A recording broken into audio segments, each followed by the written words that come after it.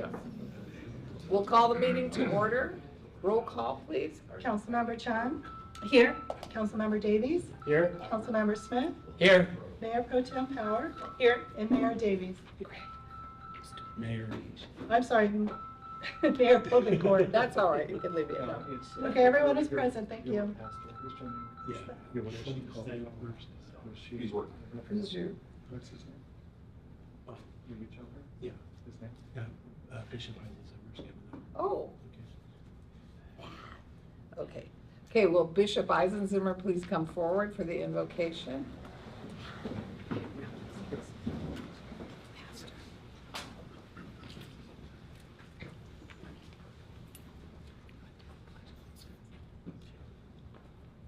Our dear, kind, gracious Heavenly Father, we are eternally grateful for this opportunity which we have to gather as a city with our city council. We're grateful for the strength that Thou gives us to be here, and the energy that Thou gives us to continue to be part of our community. We are also grateful for the city of Tehachapi and the many friends that are in it. We ask that as the council meets, that Thou would grant them Thy help to make decisions that would help those that are in our area, that they may be able to be inspired, that they may be able to not only feel Thy love, but of the love of those around them. We ask a blessing on Tehachapi, that we may continue to grow as a community, that we may continue to grow together, yet keep our community strong. And we pray for these things in the name of Jesus Christ. Amen. Amen. Pledge. Jeanette. Please put your hand on your heart. Begin. I pledge allegiance to the flag of the United States of America and to the republic for which it stands, one nation, under God, indivisible, with liberty and justice for all. Thank you. All right, community engagement reports, Mr. Budge. Budge? Yes, ma'am. Thank you.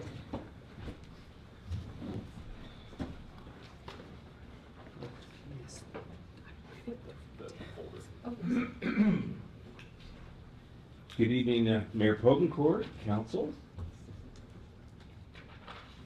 We've, as I seem to always start it, it's fun things, good things that I get to present to you. So I'm happy to start the meeting with what we are. Being a retired member of law enforcement, this has meaning to myself. I know what it means to the men and women back here behind these walls and that serve our streets. Next week is National Police Week. It was originally proclaimed in 1962 by President Kennedy on May 15th as Police Officers Memorial Day. It was a time to honor and remember members of law enforcement who gave their lives in the line of duty. Today, we also honor and give thanks to the men and women who put their lives on the line for us each and every day. The men and women of the Tehachapi Police Department all took an oath to protect and serve our community, and they do it each and every single day. So we're going to ask the council, after I invite Chief Standridge to come up, to recognize May 11th through 17th as National Police Week in Tehachapi. I'd like to invite Chief Standridge up.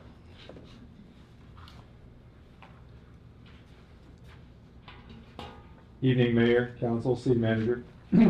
So I'm flying solo tonight. Between recent training with new equipment, we've got some folks gone to training. A couple are out at meeting with a community group for a pre-event at one of the schools we have coming up, and then also tonight's scholarship night over at the high school. So a couple of our foundation members, as well as Lieutenant Rupert and some other staff, are over there giving away 2 scholarships tonight. Thanks to the generosity of the public for the money that we received last year for our golf tournament. And we currently have 9 new explorers that are getting ready to start the academy, which will bring us up to 16. So there's a ton of things going on at the department. So I told everybody I would come in here and accept this tonight on their behalf, as night shift is already getting ready to go out and handle calls. It's been kind of busy with the weather changing and everything.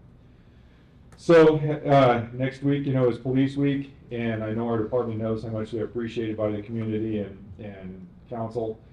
And the Police Foundation purchased gift cards for all of the members to go by and have lunch next week at Chipotle, which was good. But what I wanted to talk about also is yesterday, you may have seen some bike riders coming into town, and there were 28 law enforcement retired and currently active that are doing the 1,000-mile ride in honor of Police Week and those who are fallen. They started at San Francisco about a week ago, and they've made their way to every city along the way that has had had officers die in the line of duty. And yesterday they went to Shafter, and they were also at Bakersfield PD and Kern County Sheriff, and then made their way up the 58. We picked them up in Keene and escorted them the rest of the way up into the city of Tehachapi, and they came here and met with us. And they were from all over Pennsylvania, Virginia, Florida, Georgia, South Carolina, New Hampshire, New York, just everywhere. And they come out to California. They're in Lancaster today, and then they'll be making their way down to San Diego by the time Police Week is in full swing. Well, they presented us with a wreath. And normally this wreath would be placed outside at our American flag. The only reason it's not is it was windy yesterday, and I told them, I said, if I put this out there like you're asking me to, I said, tomorrow I'll be getting it from the field across the street. And they said, no, don't do that. So I told them I would talk about it tonight and show it here at council, and it's part of their gratitude for our 2 officers from this community that have fallen in the line of duty. And when they came yesterday, they did a moment of silence and a prayer and read the biographies of both of those gentlemen, of both how they lived and how they died. And one of the things that last year, after Key kind of spearheaded with us going out and cleaning the gravesides of the 2 fallen and putting the flowers, the son of Chief Mantoth brought us his hat. So we now have his police hat here, and we're going to be getting a nice display in order to put that up as part of the memorabilia here in the police department for everyone to see in the future, which was really nice. So it's kind of good to get some of those items back. But anyway, I wanted to say thank you. I don't want to take up too much more time, and it's a pleasure to serve this community, and we'll continue to do so. Thank you. Mayor, council, can I invite you to come up and take a photo with Chief?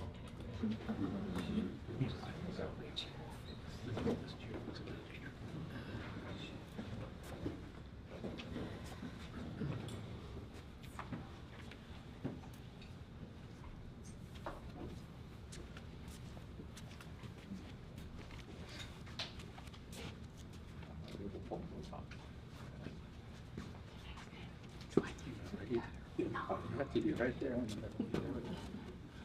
Get friendly. All right, start with Good to be friends with Chief. Okay, Claudia? Thank you. And here. Oh, Yeah, one more. You always got to do it in threes. Okay, 3, 2, 1. Thank Okay, you. thank Awesome. you. Thank you. Always got to do it in threes.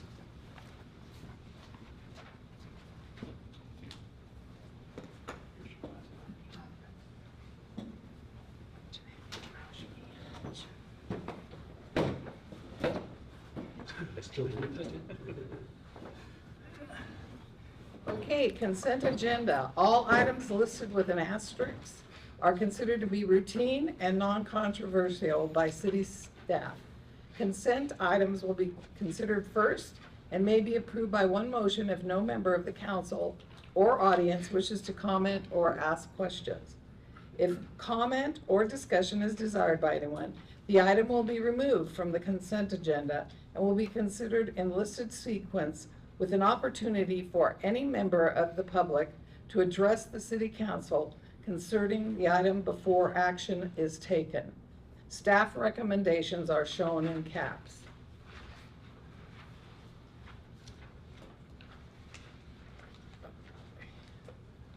Anybody from the public?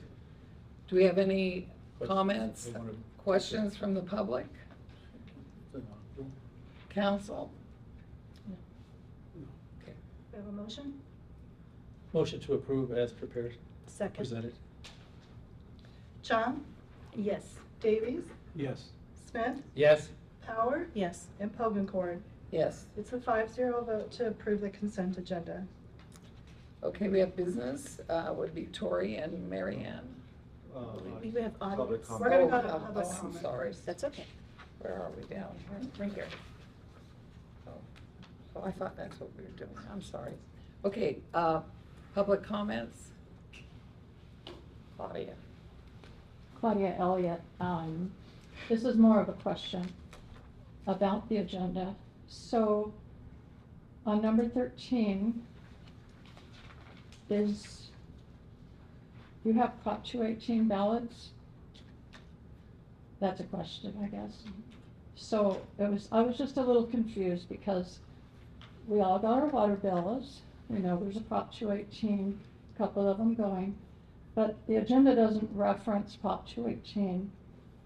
And so I just wondered, at what point in this agenda are you going to open the ballots and let people know what they are? On that item, on 13 and on 14. But in which part of 13? Notice of public hearing and correspondence. Yes. Okay, right there. Perfect. And correspondence. Okay. So if we received anything at that moment, then the clerk would let us know. So will the ballots be open and the counts known before members of the public are allowed to testify as part of the hearing? Or after? It's before, because we received public comment as the 4th item. The correspondence is the 2nd item. Okay, The public hearing is the 4th item. okay. I do think, this is more of a comment, I do think it would have been helpful to the public on both of these items if you would have referenced Prop 218. Thank you. Council, any comments? Can the volume be turned up a little bit? I can barely hear you. Hey, it's just, yeah, we can try. As for anybody Okay, we else. can, any more public comment? That's Okay. probably my fault, John. I had my hearing aids in, so I thought so. Do I have any other public comments besides hearing aids? Here we go. Council, any comment?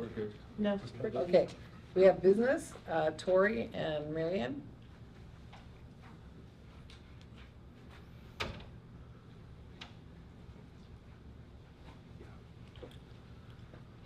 Good evening, Mayor and Council.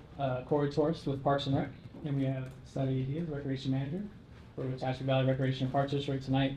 We also have Marion Pachulio, our chairperson, that we'll bring up in just a moment. But we wanted to take the time to congratulate and recognize the City of Tehachapi for celebrating 1 year of being open at the Tehachapi Police Department pickleball courts. I think it's been just a great success and an amazing facility that's enjoyed by so many. And especially from our vantage point, it speaks to our continued partnership. We partner on a number of things, and this is just one more of them. With council's blessing and with staff's blessing and permission, we've been allowed to facilitate tournaments and clinics for this last year, and they've been very successful. And it's gotten people out to be introduced to the game for the first time, or to learn better pickleball skills, or to compete at a higher level, serving all different kinds of skill levels and ages. And so wanted to take the time and come out and congratulate you on 1 year of being open, and turn it over to Sadi to say a few more words. Like Corey mentioned, we just want to thank you guys for letting us use the pickleball courts and collaborate a lot. And Key has been a great asset to us knowing pickleball. He's a master at it. But you know, we started with the tournament last July, and we've been doing workshops, and it was such a great experience to have during spring break. We had a youth pickleball workshop, so we had 7 or 8 kids come out during spring break and learn more about pickleball. So that was a fantastic moment to just see them from day 1 not being able to hit the ball to day 5 they were able to hit and just go back and forth and start on a game. So thank you, City, for providing us, the whole city of Tehachapi, with pickleball courts and letting us grow the community in pickleball. Thank you. So we'll invite Chairperson Marianne Pachula to say a few words and to present a certificate of recognition. Good evening, Mayor Hogan-Cord and City Council. I'm Marianne Pachuo. I'm the chairperson for the Board of Directors for the Tehachapi Valley Recreation and Park District, and I would like to give the certificate of recognition to the city of Tehachapi.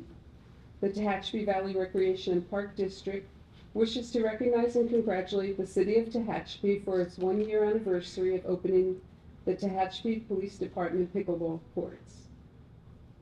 This milestone reflects a vision to promote health and wellness for the community, as well as leadership and commitment to assisting expand recreational opportunities to our residents. In addition, these courts has provided a place for players of all ages and skill levels to learn, grow, and compete in a friendly and welcoming atmosphere. We are especially proud of our growing partnership, which has allowed TVRPT to host pickleball tournaments and clinics and bringing people together through play. We look forward to continuous collaboration in building a strong, more active Tehachapi. Presented on this day, May 5th, 2025. Thank you very much.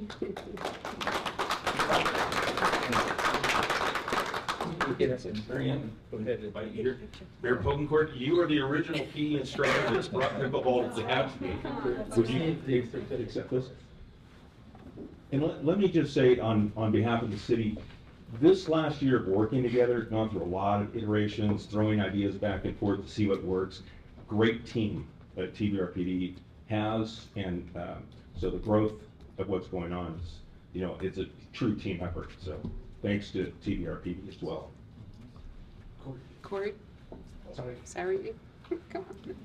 We're a team, guys. All right, ready? 3, 2, 1. Pickleball. So thank you. Thank you.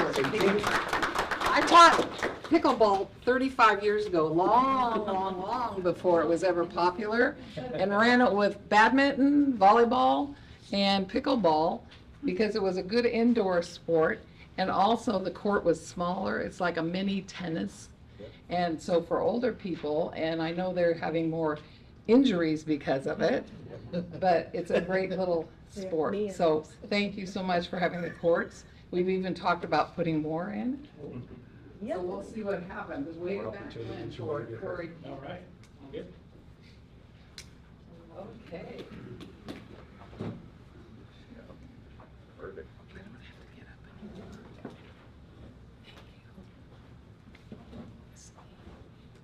Okay, planning, city clerk reports? Would you mind if I say something real quick? No, go right ahead. This is the third city council meeting in a row where Parks and Rec and the city have recognized and highlighted the cooperation between the two. And the parks are gorgeous. I don't think I realized how beautiful the parks were until I got involved with Mountain Festival. And I went to check the scene out every night. It's unbelievable how many families have dinner there, let their kids run around. That park is always being used. It's expensive to have parks, and during Mountain Festival, we had so many people from out of the community who, they don't have parks in their communities anymore. It's too expensive, and the fact that we're collaborating and using resources, it just benefits the community. So thank you so much.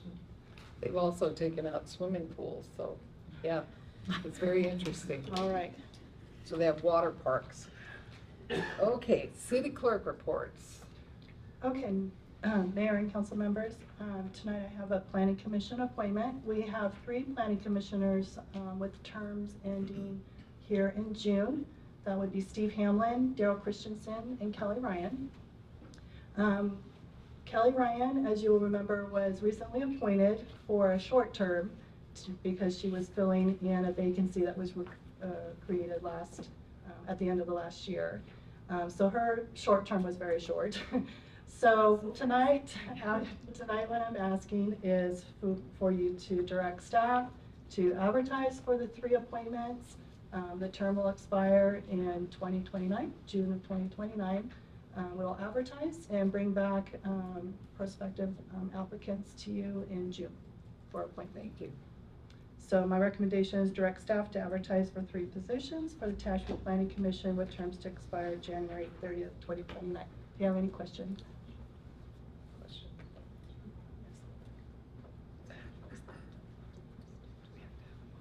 Audience, any questions? Right. Do I have any comments from the audience? Council? No. Okay, I think I need a motion on this one, don't I? I'll make the motion as written. I'll second it. Chun, Yes. Davies, Yes. Smith, Yes. Power, Yes. and Povencourt. Yes. That's a 5-0 vote to approve. Thank you. Okay, thank you. Community engagement reports, Key and Maya. I'm getting my steps in tonight. Good. Once again, what we wanted to do was, earlier on consent, you approved some street closures for our Memorial Day ceremony. We want to talk a little bit more about the events that the city has on the calendar and some closures that we're going to ask at the end of this report for you to approve. We just want to provide information on special events 2025, and I've got a list of 6 things directly that are large events that the city of Tehachapi, my department, directly organizes, and then with the support of Public Works, Police Department, and our other departments, we facilitate these for the community. The Tehachapi Farmers Market between June 5th through August 14th, the All-American 4th of July celebration, the Green Street Get Down on August 16th, the Tehachapi Hometown Christmas on December 6th, the Tehachapi Christmas Tree Lighting Ceremony, also December 6th, and then something new that we are going to debut this year, the Tehachapi East Coast New Year's Eve party. So we'll have a 9 p.m., we'll drop an apple or something, weather permitting, at the depot and ring in the new year. So we wanted to do something a little bit on a small scale, but still be able to invite the community to come out and enjoy New Year's Eve, weather permitting. And then we're excited to announce the following businesses have committed to sponsoring those above listed events: Adventist Health Tehachapi Valley, Tehachapi Cement, Kaiser Permanente, Waste Management, Terrigen, BHE Renewables, TVRPD, Westline Brewing, the Loop Newspaper, and #Love Tehachapi. All of these groups are supporting those events one way or another. Much larger than we've had in the past, and something that we did this year is we approached everybody with this full list in front, instead of coming to each, talk to you about one event, and then come back in 2 months and talk to you about the next event. We talked to these entities about our full calendar, and it was very successful in doing that, and they were very appreciative of their time too. So special recognition to all of those companies that want to step up and make these city special events even better. We also host a lot of smaller events, Coffee with the Mayor monthly at Tehachapi Mountain Coffee House. The community blood drives, we spearhead that, and thanks to Tehachapi Vineyard Church, they give us a location to bring Houchin Community Blood Bank up every 2 months on a 60-day cycle, and we've been doing that going back to 2019. Coffee with a Cop, we do that about twice a year, depending on the availability of our police department, and we usually do that at McDonald's. That's been the most popular place that we've done that. Pickleball with the Police, we just held an event last week in the rain on Thursday to kind of end the week, but we still had people come out, and one young lady that's autistic that came out just to hang out with the chief and a couple of police officers, and in the rain, we're hitting the ball back and forth. And for those special moments, they're the reason why we do these things. This coming Friday at TVRPD, TBD, among others, will be co-hosting a bike rodeo, safety rodeo. They'll be issuing free helmets to the children that need them, and a whole evening full of activities on the 9th. This year, we're going to celebrate the 1-year anniversary of Valley Park with a chalk party. We're going to do some chalk art with the kids, and we're also going to use it as a kickoff for TVAA to recruit young artists for their sidewalk chalk event that takes place in downtown in August. But we're going to give the kids chalk and let them go crazy there in Valley Park. It's also the first day of summer break. We're also going to host a stargazing party on September 27th, and thanks to a local astronomy club, we'll bring that to fruition. In the past, it's been held by other entities and we supported. Now we are going to be the ones that are hosting and asking those outside entities to come in to support this, because we see it being such a value for families and just getting the kids to get out there and look into the stars. In addition to those large and small events, the city also provides support for special events, Apple Festival, Mountain Festival, many others. In 2024, my department Public Works, PD, we touched 55 events outside of the ones that we host. That's how many different things go on here in our city, usually between March through December. 55, that's an awful lot to look at, and that's providing support through just making sure it looks like a safe layout. The safety review, hands-on for support with traffic control, pedestrian safety, among other things. Those are just some of the things that we look at when someone presents a special event application to our city. And what we are asking is that you approve the road closures for the events that I've listed. It'll be, what we're looking for is Green Street between Tehachapi Boulevard and F to be closed between the hours of 12 and 8 p.m. for farmers market on Thursdays between June 5th through August 14th. Green Street between Tehachapi Boulevard and F Street to be closed between 8 a.m. to midnight for the Green Street Get Down on Saturday, August 16th. We're requesting Green Street from Tehachapi to F to be closed during the hours of 6 a.m. to 10 p.m. for the Hometown Christmas on Saturday, December 6th. And we're requesting Mojave Street between E and D to be closed between the hours of 5 a.m. to 8 p.m. for the All-American 4th of July celebration. And we made an adjustment based on, for the 4th of July event, listening to the residents in the area and how certain street closures impact them, talking with the police department, talking with the public works department. And this year we're not going to close E Street, we're going to keep that open to allow more public access and residential access by just listening to what the thoughts of those residents are. And the area that we have impacted with this closure restricted to, I believe, 5 homes. 2 are on corners, and 2 have alley access. So we really eliminated it down to 1 home that has a direct impact that we'll make sure we take care of. But all of these things are based on talking to the community, getting their feedback, listening to the businesses. And I just wanted to do it, instead of on consent agenda, we give you a better idea of how busy we are with special events, how we manage them as a team. And I ask that you continue the support and allow us to close those roads on the dates requested. Any questions? I'm happy to answer. Okay. Thanks. Do I have any public comments from the audience, please? Council?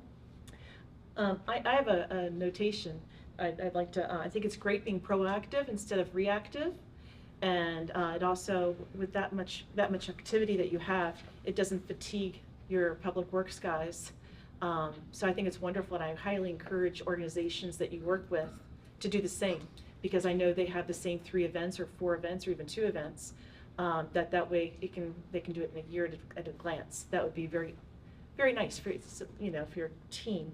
And I also think that getting everything at once prevents donor fatigue, and not to mention staff fatigue. So great use of time. Very well done. Okay. Since this action requested, do we still have a motion? Motion as described. Yeah. Okay. Motion as described. I'll make the motion. I'll second it. Chun, Yes. Davies, Yes. Smith, Yes. Power, Yes. and Pogacord. Yes. The 5-0 vote to approve. Thank you. Okay, and Andrew, you're up. City engineering reports. Good evening, Mayor, council members. Tonight I bring to you the rock pile communications improvement project, specifically purchase of an owner furnished item. So we have existing facilities on the rock pile that service public works, IT, and PD. They're aging and they're not large enough for the current communication needs. So we needed a larger building. We've gone through a number of iterations. Currently it's a small, similar to a traffic cabinet. So we reached out to a number of vendors to furnish a building. We met with IT, PD, Public Works to see what size building would service their needs for the currently and for the future, and determined about the size we'd need is an 8x8. So we reached out to a number of precast companies. We had explored doing it in masonry, CMU, but it was unfeasible because it's at the top of the rock pile, so it becomes pretty difficult to get wet concrete up there. So the route we went was a precast building, meaning they're going to ship in panels. They precast them down in Bakersfield. They send you up 2 panels for the floor, 4 for the sides, and a couple pieces that are roof. And so we reached out to like 6, 7 vendors. Most of them didn't want to propose due to the size of the building being very small. They didn't do stuff that small at this big tilt-up buildings, or the distance, or the fact that it's on top of a rock pile. Was a number of vendors, or how are we going to get it up there? So it turns out Structure Cast partnered with RST Cranes, and RST Cranes will fly it up from next to the rodeo grounds. I guess they did the big pick for the Verizon Tower, so we've met with them a number of times up there to make sure that they can use the crane and lift it to the rock pile where it needs to go. With that, as part of our purchasing policy, anything over $70,000 requires council approval. So we're here tonight asking for council approval. Do I have any, purchase. go ahead. We're asking to approve the purchase of an 8x8x8 precast building for the rock pile communications improvement project. Do I have any public comment? Council? Yeah, I have a question. Sure. So can you kind of give us the detail of how exactly this building is going to be used? Yeah, sure. It hosts communications. So currently IT is wireless to Public Works. So that's a relay point, and there's a tower also that's owned by the city that relays communications to Public Works. So that's how they access the network. So does it for the police kind of, how is that being used for our police department and It for hosts the their communications? Yep, the tower also hosts their communications, and as a later portion of this project will include robust backup power for all the facilities. Okay, thank you. Okay. Have a motion. Is 8x8 really gonna be Yeah. enough for the future? Currently, it's a cabinet a little bit wider than this, so we're hoping that it gives us IT expect a number of 30-inch deep racks. Okay. And so the IT racks are similar to what we have at various places. PD has a few, and they're the IT racks. But what it does is in the weather, it allows a person to be able to step inside versus, oh, it's snowing out, we gotta stand on top of the rock pile and open a cabinet and work on it. It's electronics, so we wanted the ability to step inside, but you don't want so much space that it's prohibitively expensive. Okay. All right, if that's what you think. I want to make sure we have plenty of room for Yep. future expansion. Yep, we met with Diamond IT and PD and Public Works, and everyone laid out their equipment for the next number of years, yeah. Okay. I'm sure that there is a consideration for like damage from outside and Correct, yeah, that's why we opted for something a little bit more robust than a tough shed or something similar. Okay, good idea. Okay, I do have a motion. I'll make a motion to approve. I'll second. Chun, Yes. Davies, Yes. Smith, Yes. Power, Yes. and Pogenford. Yes. It's a 5-0 vote to approve. Okay, Don Marsh, Public Works Director. Thank you, Madam Mayor. Thank you. You want to pull up the presentation? I have a short presentation for you, walking through the water service rate increase proposal that we have for you.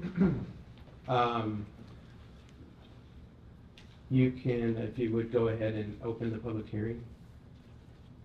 So John, Oh, right, we do that. Okay, Just look, it's open. okay. Okay, the hearing is open. We have notice of public hearing and correspondence, so go ahead. So public notices were sent out to all account holders on March 7th.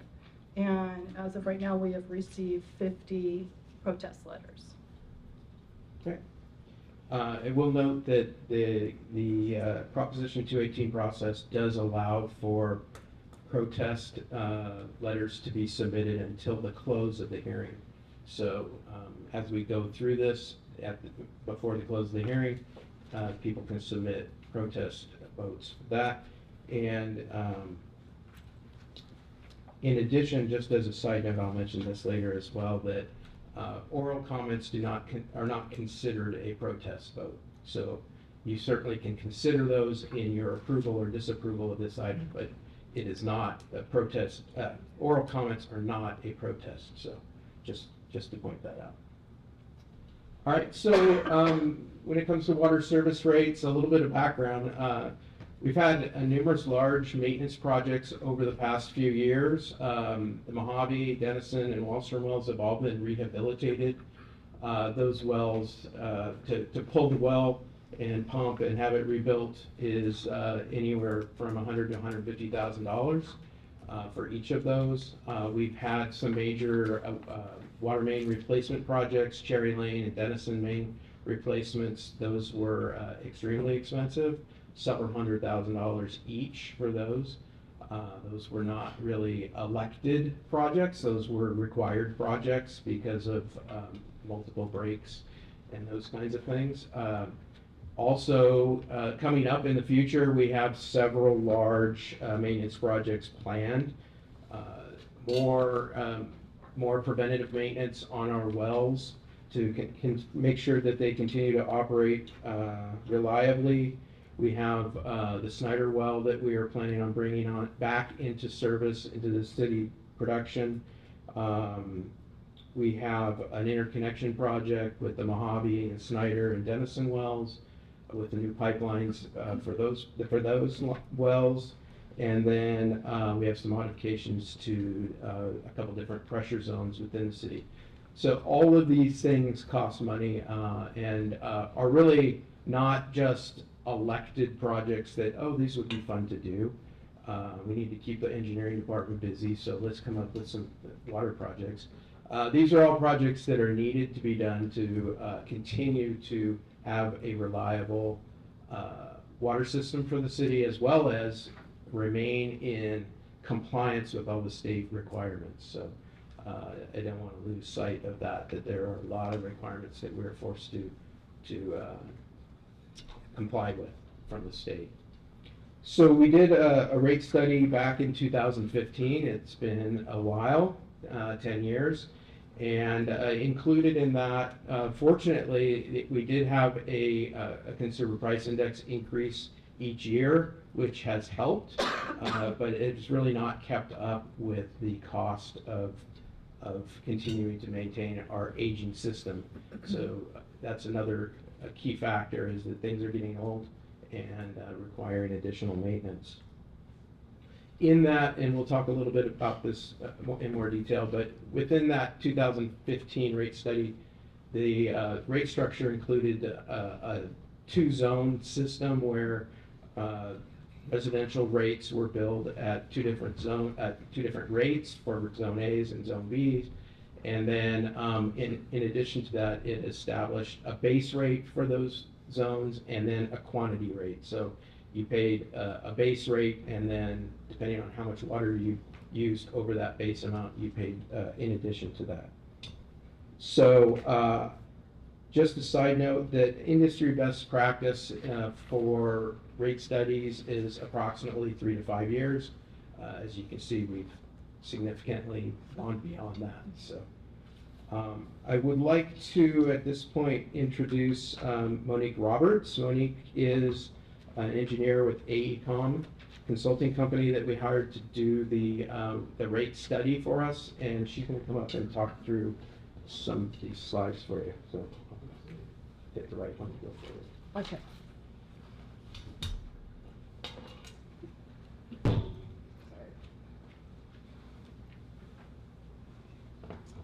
Good evening. Good evening. So as far as the rate study methodology, and I apologize, this is going to be very dry, it's basically a math exercise, but the overall goal is to come up with a fair and equitable rate structure to meet the city's budget projections. So to start off with, we got with the city and we reviewed their budget projections over the next 5 years. So that's the target of the revenue that the city needs to generate. There are some other water system revenue sources, such as from property taxes, and so we take those off, and then what you're left with is what needs to be raised from the water service charges. As Don mentioned, there's two components to the water rate charges. One is based on meter size, that's the base rate, also known as a ready to serve charge, and then the other one is a volume quantity rate based on how much water the customer uses. So then we went through to establish a rate structure to spread those projected costs according to the relative benefits. As Don mentioned, the current rate schedule has 2 different zones with 2 different charges. Zone A was initially established for the area within the groundwater rights, so it had a lower rate because you were within the adjudicated right of groundwater. And then Zone B were customers that were in newer developments and that would acquire additional supplies. But what's happened over the last few years is that there's been an overall reduction in water use due to conservation measures and things, that now the city's overall water use is within the groundwater adjudicated right. And also the city has implemented where developers pay a water right mitigation fee for the purpose of purchasing these additional supplies. So the recommendation going forward is to eliminate the zones and assess the entire water service area equitably. So we went through the two water components. So there's the monthly ready to serve charge that covers fixed costs, which are independent of how much water is delivered. And that includes like personnel expenses, the fixed portion of operation and maintenance. Included is a portion of the capital outlay and reserves, and that totaled $2.5 million for the projection for 2025-26. The quantity rate charge covers the variable costs, which are dependent on how much water is delivered, and that includes variable operation and maintenance, primarily power costs, and then also a portion of the capital outlay and reserves. So basically, the budget allocations for each of those components were divided by either the total amount of water that's projected to be delivered in the case of the quantity rate, or in the case of the monthly ready to serve charge was based on the number of equivalent meters, because all of the meters are sized in relation to a standard residential meter. So through that exercise, we came up with the proposed rates for the 2020, starting in 2025-26. And every year, fiscal year beyond that was based on the projection of quantities and costs that are budgeted for those years. Are you heading back for this one? Yeah. Okay. Thank you. So the bottom line is that the study concluded that there's increase required for all of the different categories of rates. You have that in the staff report. You can see here that the increases for the monthly ready to serve charges, or the base rate for Zone A, it's $3.06. Zone B is $1.22. And the reason why those are different, keep in mind, remember, Zone B has been paying more than Zone A the whole time. So, because they, in theory, did not bring water rights when they're developed and when their home was built. So we have to purchase those water rights, or purchase temporary water for those residents. So in order to bring those two, Zone A and Zone B, up to a common level, then Zone A has to pay a little bit more than Zone B this one time to get them up to an even amount. And then after this first year, the increase will be the same, because there's only going to be one rate at that point going forward after this year. So the average is about $3, a little over $3 per year increase. The quantity rates, again, same methodology there. Zone A is 77 cents per 1,000 gallons, and Zone B is 30 cents. The average after that is 18 cents per 1,000 gallons of water every year, or every month. Thank you. For the next 4 years. So the increase you can see is pretty minor, and I wish the price of gas was about that. 18 cents per 1,000 gallons would be nice. So we also did a comparison of how our rates compare to other water districts in our area. So you can see there the base rate for the city is 36 proposed is $36.50. We are substantially less than Bear Valley and less than every other agency. The reason why you see two rates there for Stallion Springs is that they do have different residents with different meter sizes. So they charge based on the meter size, whether it's residential or whatever. Some residents have 3/4 inch, some have 1 inch. So that's why the two rates are there. It's also important to point out that all of the other districts in this area, their base rate does not include any water. So they pay a base rate and then they pay a additional fee for every gallon of water that they use. And then also in every case, they pay a tiered rate. So I think it's up to 7,000 gallons. They pay the tier 1 rate, and then everything over that, they pay the tier 2 rate. So if you're a high water user, you're paying a lot for your water. In some cases, up to $8 or $9 for. In this case, they bill at 100 cubic feet, so it's hard to compare directly. Except we did include the conversion there for the city is $1.97 per 100 cubic feet. So just so you can compare apples to apples. So you can see the water at the city is a lot less than the other districts.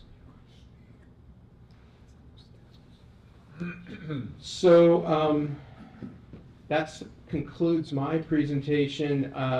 Madam Mayor, if you would like to open it up to public comment, and then we can move on from there with the Prop 218 process. Okay, let's have public comment.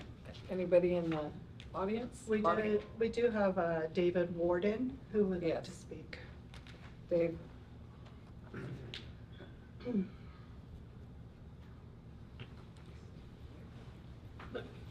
evening. Council, I'm a little unprepared because I've received more information through this presentation.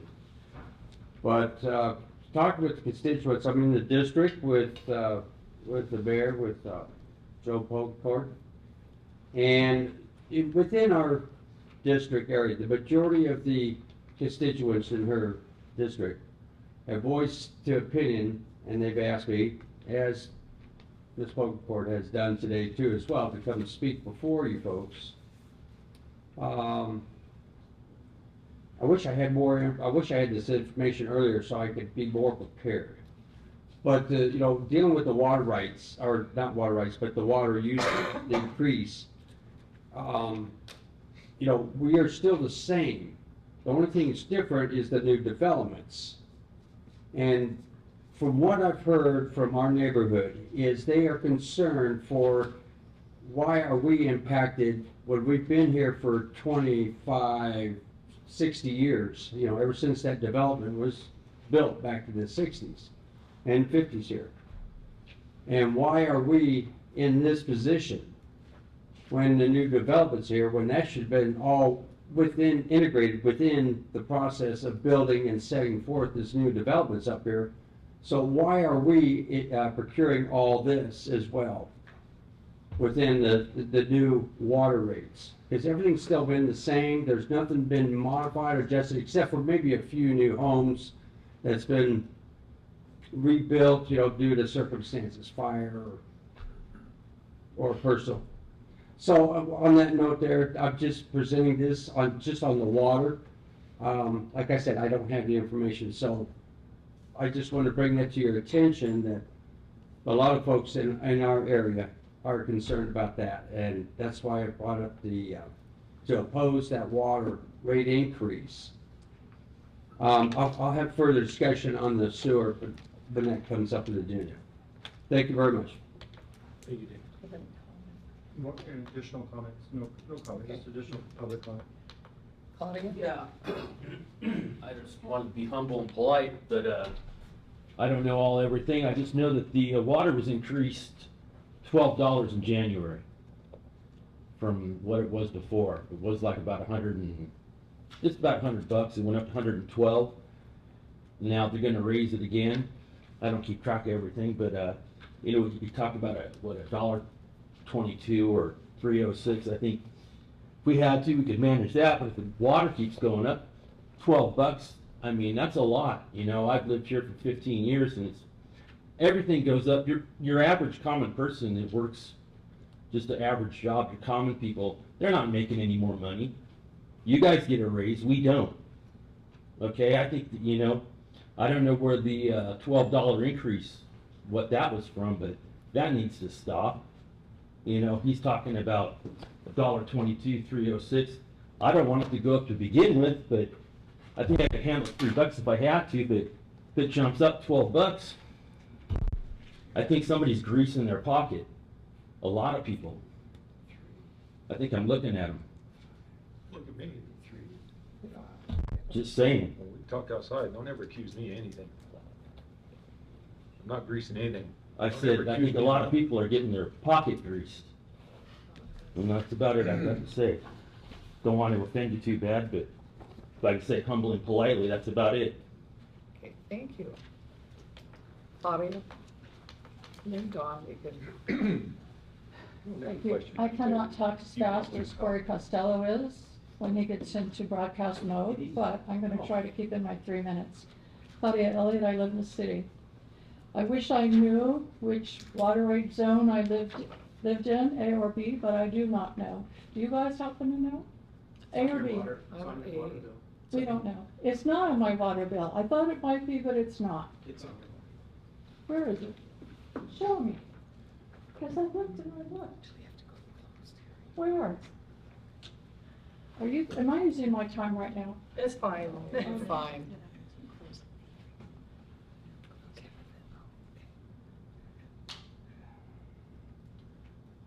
It might be on this down, in this bottom. It might be on the part I returned my payment with. I thought it was up here, sorry. You could always call City Hall and ask all these Well, I questions. could, but prior, could all those always. 3,000 people call City Hall? Why should they have to? Number one, there should have been a map. The first time, in 2015, there probably should have been a map. There wasn't. I asked for a map, there is no map. But first I asked for a map, and then I was told I had to do a Public Records Act request, which took a little while, but you were very prompt, and there was no map. So, back to where I was, wanted to start. I wish I knew. And my guess is, because I've been around a while off and on, is that the older parts of town, A, I'm probably not there because I live by the fire station. So I'm probably in B. So lucky me, my rate's not going up as much as A. If I were to look at, if there was a map, my guess is A includes probably people that have the least means in our community. It's probably lower income people who are gonna get a bigger increase so that you can level this out.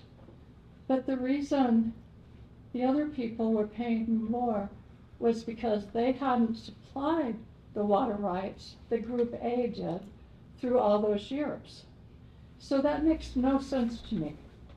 But I'm really concerned about process and the public more than anything. So I got my water bill with my Prop 218 notice, and then I started looking into it as a reporter. And I'm like, where's A, where's B? We covered that.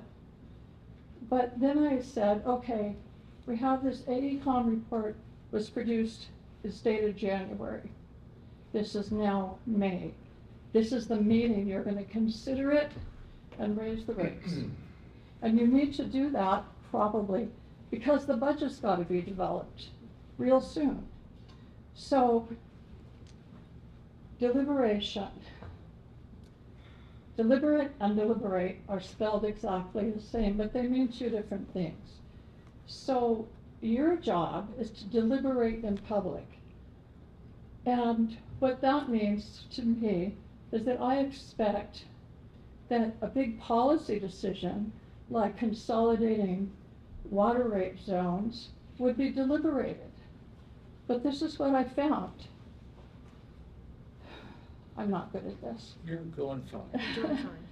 So I asked, and I had to ask twice, has the city council previously discussed in public or taken action to indicate its, quote, desire to consider eliminating the existing zone-based system, blah, blah, blah? Or does city, in this reference, mean city staff?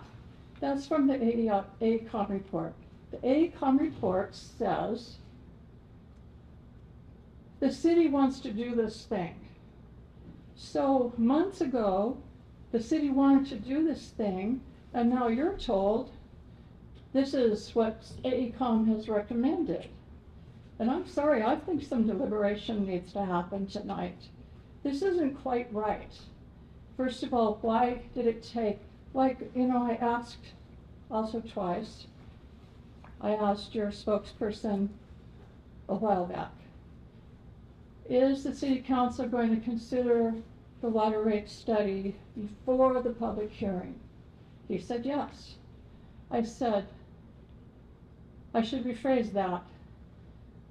At a meeting before the May 5th meeting, or like it ended up being before, being like right now, I got no response.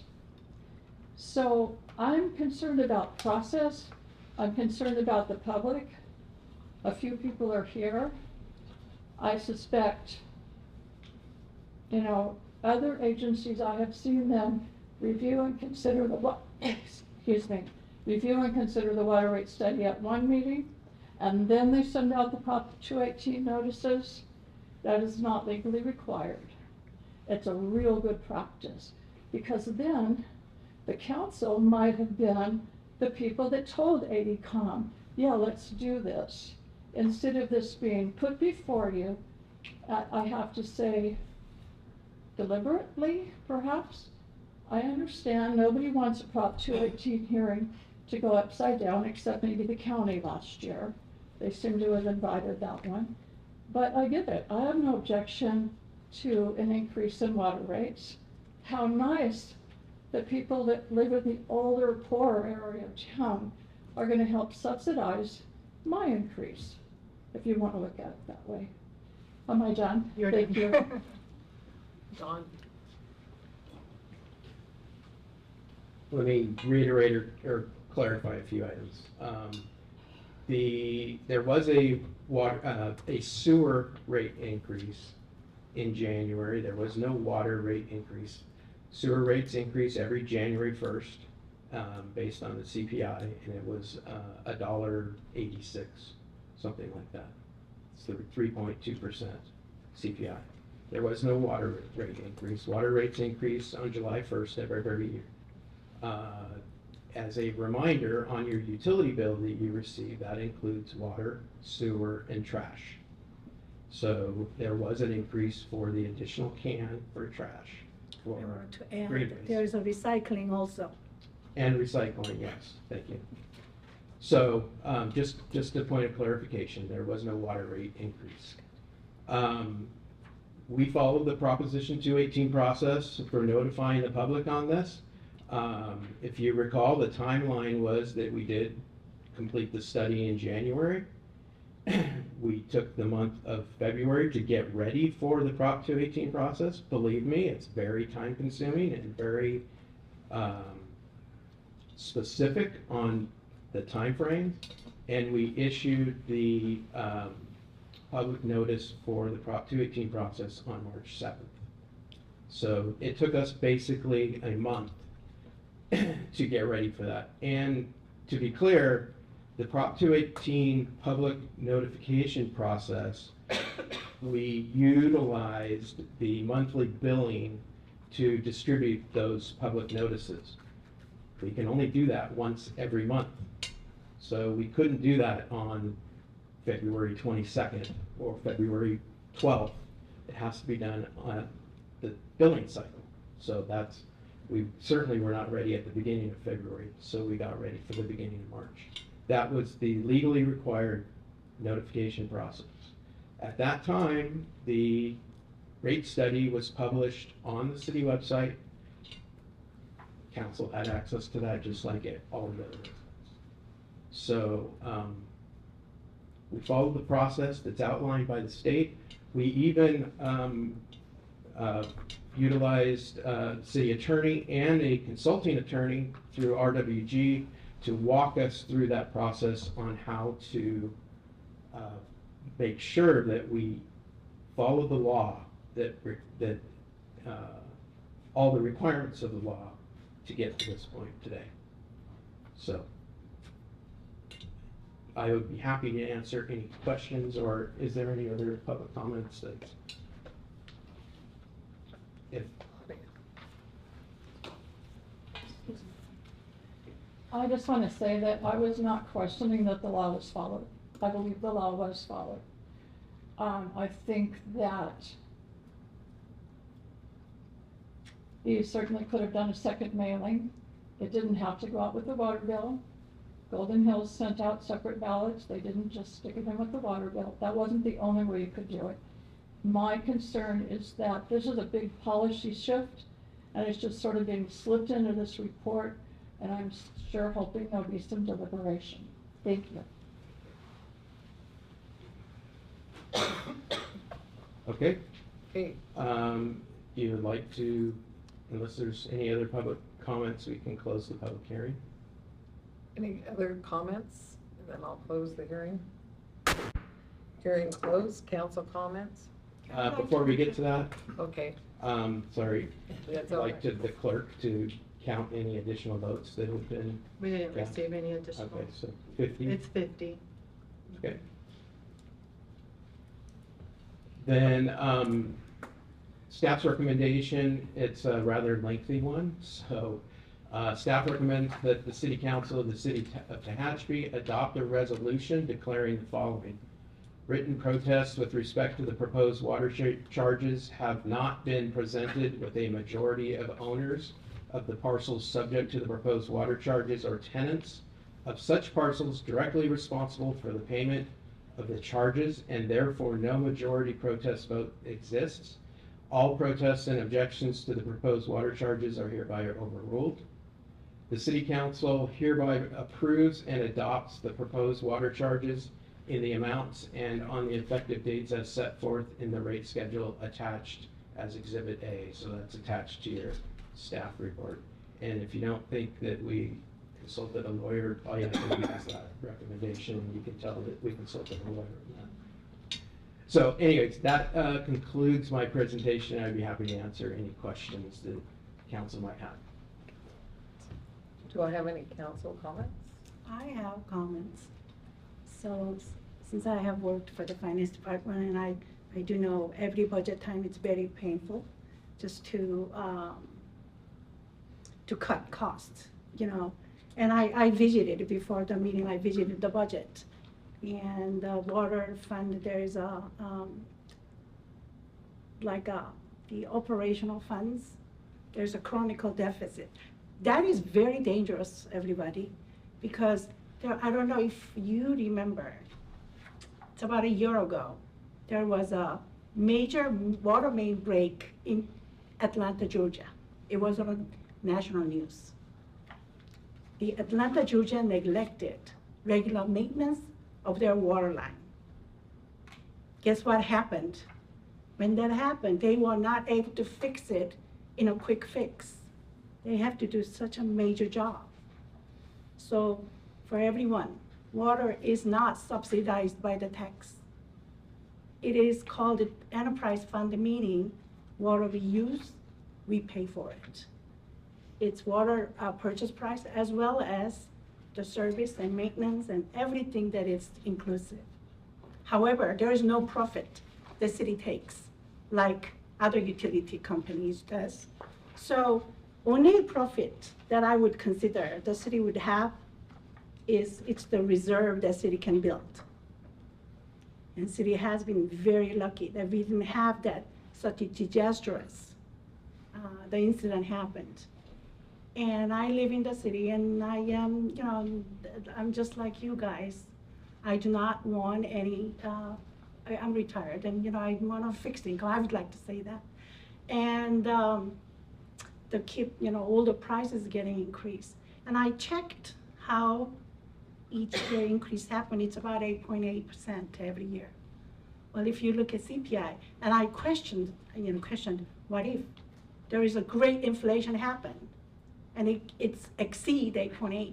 I mean, how are they gonna, because this is the fixed amount city is proposing. And I think it's mighty reasonable for what they're doing and what they're trying to prepare.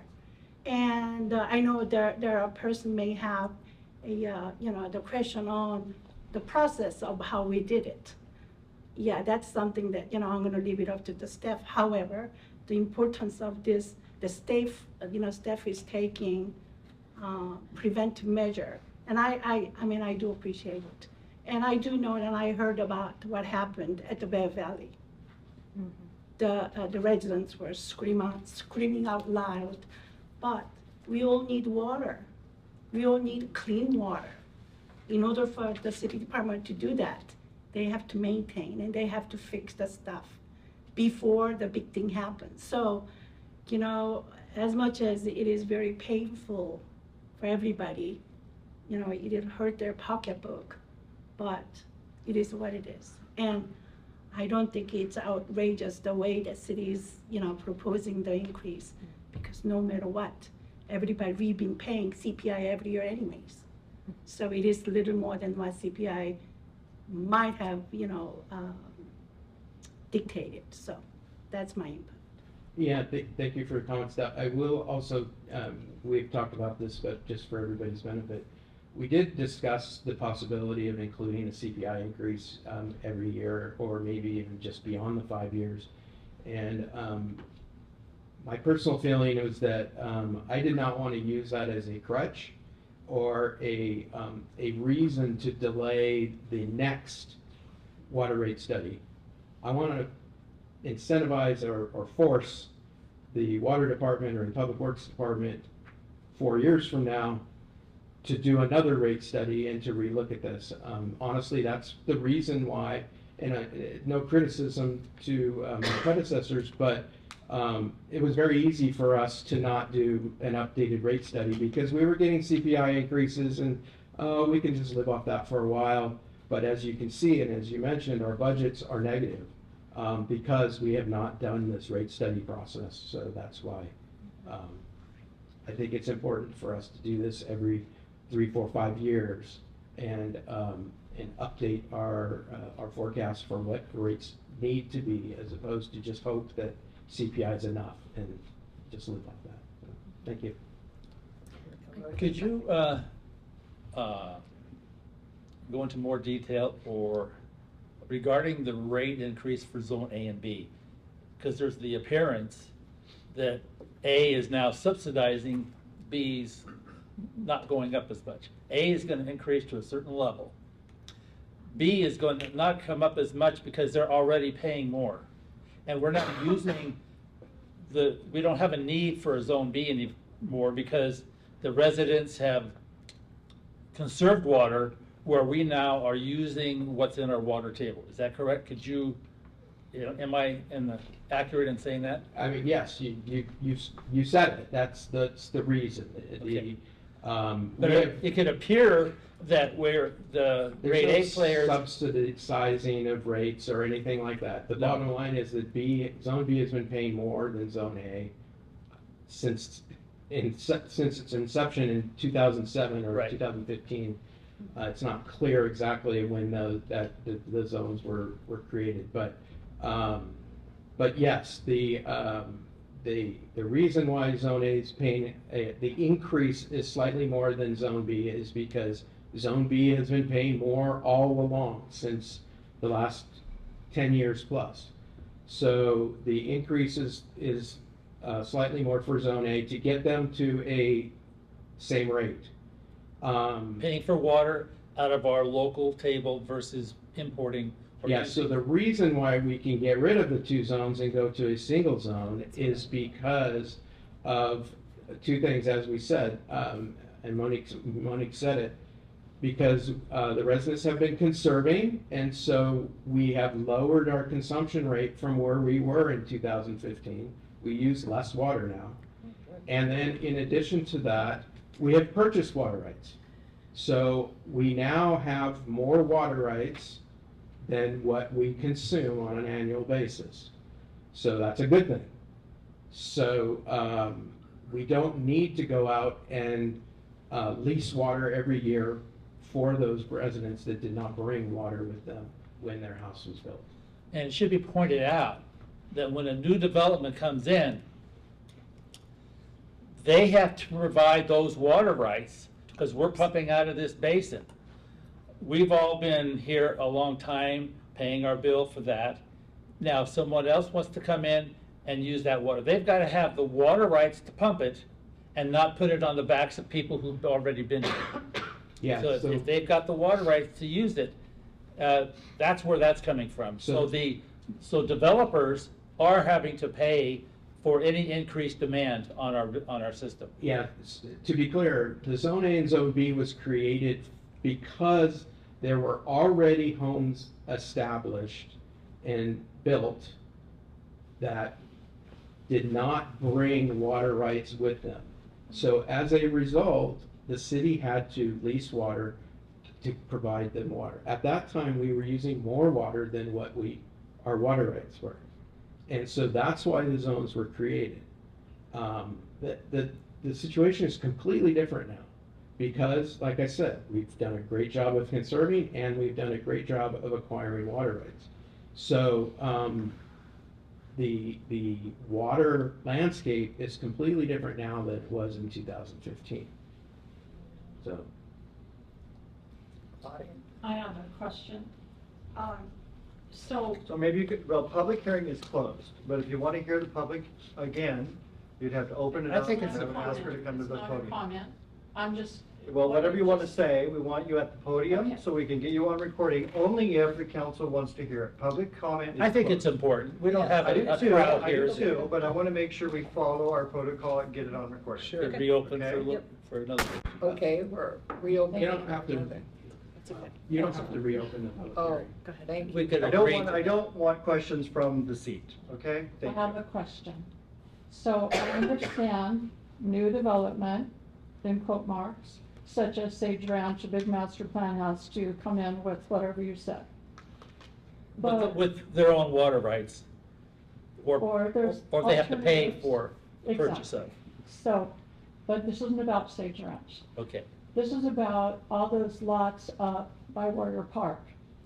Have they already bought in? Are they already in the zone?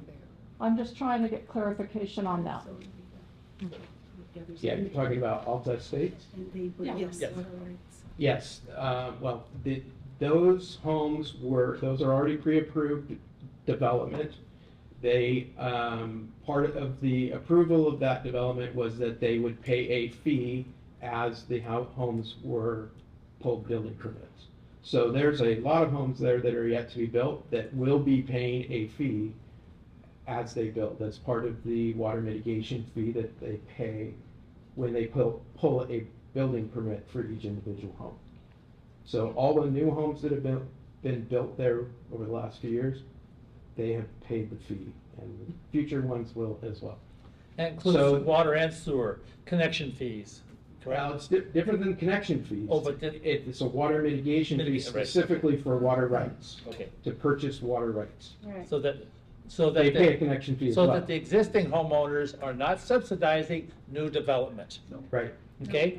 Period. And that was the Is that correct? point. That's right. That was All my right. point with the two zones, is that Zone B was created for people that came in before there was a water mitigation fee. So they didn't pay a water mitigation fee and they didn't bring water rights. So the city just was assumed that we'll provide water for you no matter what. So that's why the Zone B was created back 10, 15 years ago. At that time, though, they also said that going forward, we will have a water mitigation fee or you bring water rights. So that kind of ended that era of just building a house and not having to pay for water rights. Right. So just to be clear, existing property owners, ratepayers, are not subsidizing the new water being required by new development, a new house, 100 homes. So a lot gets somewhere in the city limits gets purchased, they have to pay that mitigation fee for that lot, say just down the street here, correct? And to be clear, this water rate increase has nothing to do with the water mitigation fee. Right. That is, this is for water rates. However, I will say, the gentleman made the comment that we're paying for new developments and all these houses coming in are making us increase our water rates. The actual exact opposite is true, because your base rate, the base water rate that you are being charged is it's called the fixed cost. It doesn't matter if we pump 0 gallons of water or 1,000 gallons of water or 100,000 gallons of water. It's the fixed cost. It's the cost of just owning and maintaining wells and water lines and all that. It's the cost of our system. No matter how much water we pump, this is how much it costs us to keep that system maintained. The way it works is that base cost, the fixed cost, is divided amongst all of the customers. So the more customers, the lower the base rate. Yeah. So that actually lowers your rate when we add customers. It lowers the base rate. Because it's divided by more people. Yes. And the older customers, the downtown and other areas that are aging, are getting more expensive because the newer developments have new plumbing. The old existing infrastructure of the water system is constantly having a new service, new lines, upgrade this, upgrade that. That's costing money. And it's being shared by the entire community. We're not saying, okay, older customers, your aging system is costing more, but we're not going to charge no, everybody pays for the entire water system evenly. That's the base rate, correct? I forget what you called it. That's the fixed without cost. the usage. It's the base rate, yes. Okay. So, and the study, it has to be done by law to provide what we call a nexus for that rate to what it costs to operate the great big water system, so that everybody's paying to operate this system. But you can't just say, oh, we'll make it 15% or 20%. It has to be tied to a engineering study that says this is what it's costing. This is what your projected your projected infrastructure costs, expansion, whatever, to be paid by everybody. So Yeah. that nexus has to be there by an engineering study. We've done it over the years. And so it's not magic, it's not just a number you throw out. We didn't just It pull has it to out be, of the air. by law, you can't make money on the water fund. But what Hannah said, the enterprise fund, your water fund, your sewer fund, all these funds, they can't be making a profit. They can make enough so that you've got money for future expansion and you've got money for repairs. So that nexus is a very important word right there. All right, that's my spiel. Any other council comments? Cancel. I know that this is really difficult. These conversations are tough. And we have neighboring communities. Recently, I went to a Bakersfield event and spoke to some of our neighboring communities that these conversations are so difficult, they're kicking it down the road and they're going to continue to kick it down the road until their base rate's $85 like our neighbor in Bear Valley. So we're dealing with it now. We can live with a lot of things. We can live without a lot of things, but water is not one of them. And it's just, to quote Mark Twain, whiskey's for drinking, water's for fighting. We cannot live without water. We cannot live with contaminated water. We cannot live with substandard water. And our water treatment facility is fantastic. And we need to maintain it, and we need to keep it up and do preventative stuff and not be behind the ball. You just can't. You just cannot do it. Yeah.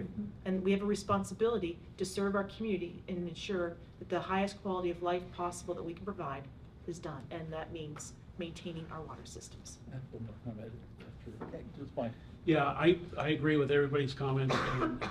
Being a member of the city, I'm aware this is affecting me also. So I'm looking at everything, but what if? I know we say that, but what if? What if we have a major line break and we don't have the funds to do it, so then we have to go out and borrow money to fix stuff. We need to stay on top of it in our own homes, and as this is one of my responsibilities being on the city council, we have to make sure I'm looking out for everybody's benefit, not just mine. I mean, if I have a water line break in my house, I don't have anybody to go to and come help me, you know, I have insurance I hope will cover it. But, you know, this is something, anytime you take money out of people's pockets, we're gonna have these meetings. And I'm glad this meeting is going very well. We're hearing everybody's public comment. I've learned a few more things. I've studied this, I've read it, I've looked at everything, and it comes back to what if. We've had a major earthquake here many, many years ago. If we have another one, who knows what's gonna happen to our water system. Our water system in this town is aging. You know, there's nothing saying that we could have a sinkhole on C Street and affect that whole area. I just picked C Street. I'm sorry if I picked anybody's street, but, you know, we just have to make sure that we're prepared. And as a member of the city council and a member of this community, I think we need to be very mindful of that. And so it's gonna cost me about $8 more a month for my water bill. I'm willing to spend that to make sure that we have some reserves and that we're prepared for something that can happen. And if it doesn't happen, then we have some reserves. I'm not gonna say it's never gonna happen, because we don't know. So I think that's what my comment on this, the whole thing is tonight. Thank you. Okay. And then the reference to the other areas, we're doing pretty good. Yeah, I think so. I've been on here for 39 years, and there was a time when our water table was dropping. And it was, everyone was getting nervous.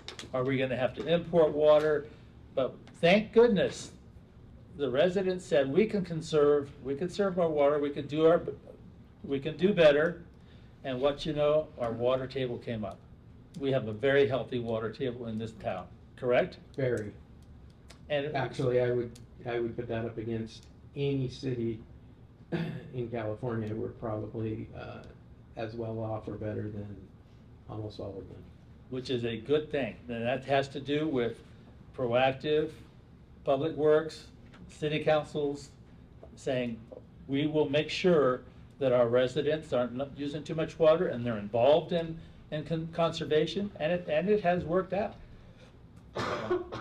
That's on the water side. We'll do the sewer side in a minute. I got a story for that one too. But we were in dire straits of our water table going down. And we have stabilized to a point now that we're not using as much, our demand is not making it go down, and we have ample water for right now and in the future. So that's a good thing. So. Okay. If I may add. I was gonna say, if there are no further council comments, then we need a motion on staff's recommendation. One more. Go I ahead. try. Okay. Yes. So this is not related water, however, this is regarding different zones. So Zone A, most of the areas do not pay landscape lighting district special taxes. Most of the new development, they do pay for the grass service, the common area or the lightings. Zone A people, city pays it. So I just wanted to throw that in there because Zone B is not subsidizing anybody in Zone A.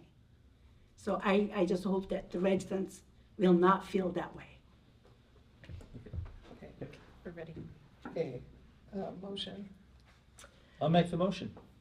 I'll second. Chan? Yes. Davies? Yes. Smith? Yes.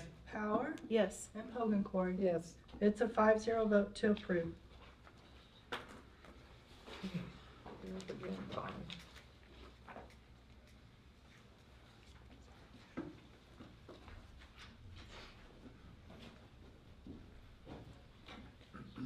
This one's gonna be a piece of cake. We'll fly through this. Okay. Looks good. Okay, open the hearing. You wanna, report correspondence, Tori? The notices were again sent out on March 4th to all account holders, and we received 49 protest letters for this item. March 7th. March 7th, I'm sorry, I don't know what I said. You said 4th. Oh, Yeah. March 7th Okay. We'll go through these. Kind of a similar story with wastewater, but a few different details. So again, we've had a lot of large maintenance projects in the wastewater division over the last few years. Some of them are kind of a little even more spectacular than the water side. We've talked a lot about the headwork screw at the wastewater treatment plant replacement. That's a huge expense. We did a major rebuild on our clarifier at the wastewater plant over last summer or fall, and that was a major expense as well. We did a bunch of work on the headwork screen. Again, just kind of continuing maintenance with the wastewater treatment plant. It's getting to that age where things are starting to need to be replaced and maintained. We have some other large improvement projects that we want to do also at the wastewater treatment plant. I don't know if you realize, you probably don't, but that clarifier that we rebuilt, it's got a lot of moving parts in it, and if it ever fails, we have no backup. There is no way to treat the wastewater without that clarifier. So what that means is it goes on the ground. Waste goes on the ground until we can fix the clarifier and deal with it. Yeah, in the ponds, yes. We're not gonna flood the streets. No, it goes on at the wastewater treatment plant in the ponds there. So we would like to put in a second clarifier. We have some improvements to do in our biosolids handling system to improve that process and actually improve our efficiency with material handling there. And that should reduce some of our operating costs there significantly. And then also preventive maintenance on our sewer main system and cleaning that. So there's a lot of things that need to be done and improved within our wastewater division. Surprisingly enough, when I looked into this, the last rate study for wastewater was done in 1999, and that's not a typo. That's too long. That's long. Sorry, 1993. Maybe, yeah. Looking after each other. 1993. There was, similar to water, there was a CPI increase associated with that. Again, that helped us get to where we are today. But again, similar to water, it's not keeping up with the cost of increased maintenance. The rate structure for wastewater is a lot simpler. There's just a flat rate for the different categories of customers, and we'll get into that. And similar to water, the best practice is to do a rate increase every 3 to 5 years. So part of the reason why, or contributing factors to why we needed to do a rate study is clearly the length of time since our last study was done in 1993. It's been a long time.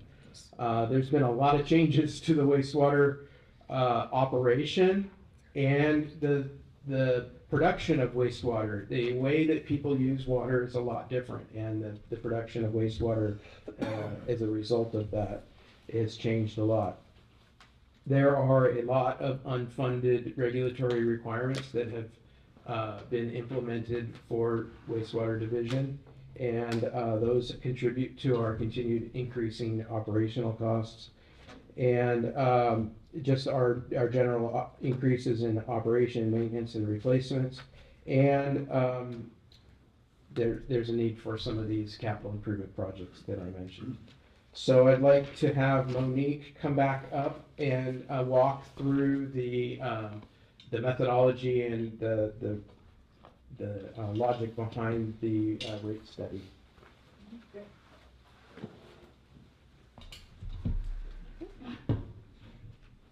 Sorry about that.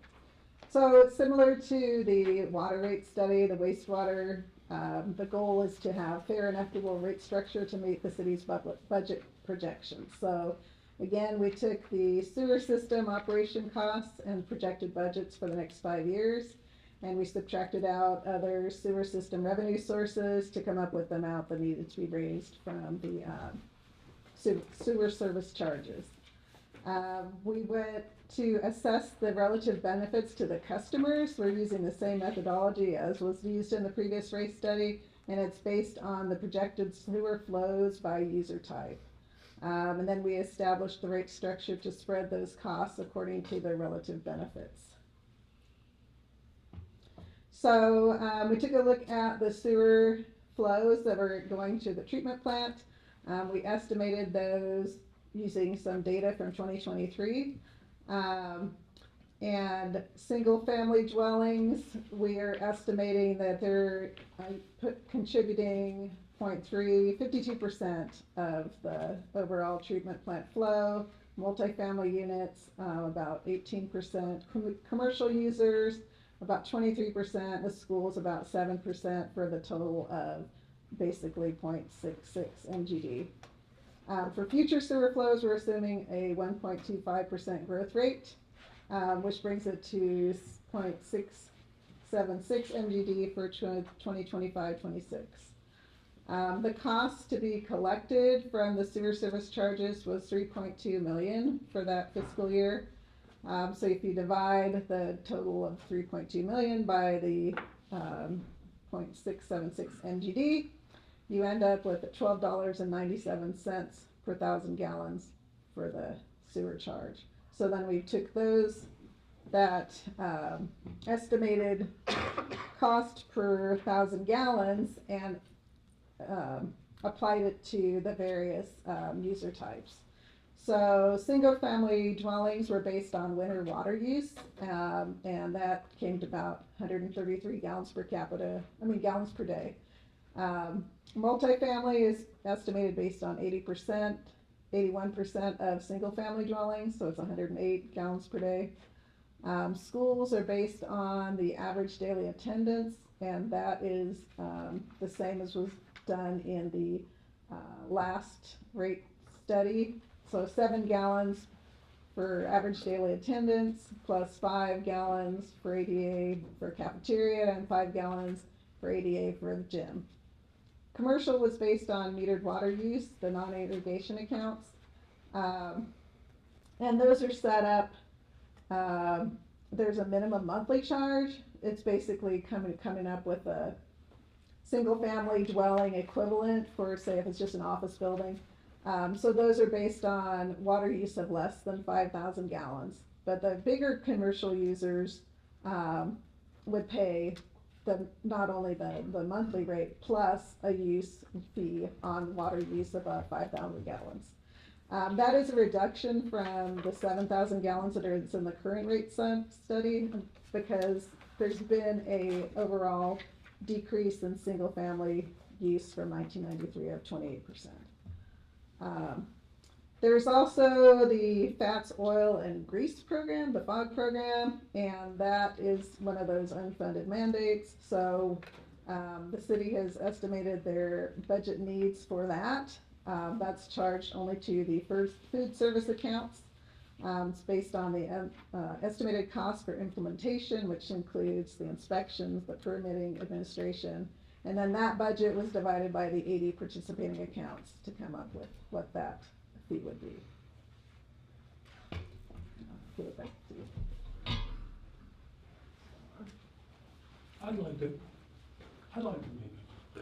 We'll get to public comment in just a minute. Yep. Just a second. The, to be clear, I just want to go back, that the overriding methodology for the wastewater rate study was that people should pay for the amount of waste that they create, the amount of wastewater that's being discharged from whatever the customer is and contributes to the flow going to the wastewater treatment plant. So all of that math that Monique talked about is, number one, being able to somehow calculate how much their contribution is to that flow, because it's not like everybody has a meter on their sewer lateral. Hey, I'm in a meeting with the city council right now. I'll call you back. So those flows have to be estimated, obviously. We don't have a flow meter on our sewer lateral. And all those are estimated based on your water consumption. So, for, like Monique talked about, for single-family residences, basically you're not using any water for landscaping or extremely little amounts of water for landscaping.